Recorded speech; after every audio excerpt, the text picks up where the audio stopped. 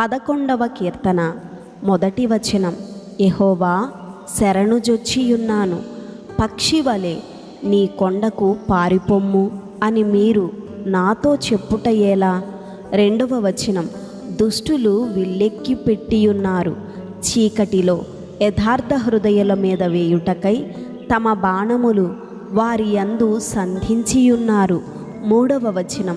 పునాదులు పాడైపోగా నీతిమంతులేమి చేయగలరు? 4వ వచనం.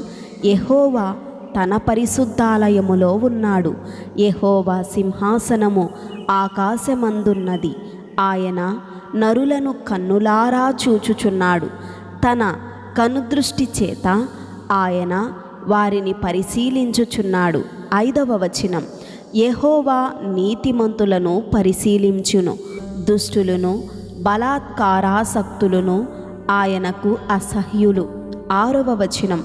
దుష్టుల మీద ఆయన ఉరులు కురిపించును, అగ్నిగంధకములను వడగాలియు వారికి పానీయ భాగమగును. 7వ వచనం.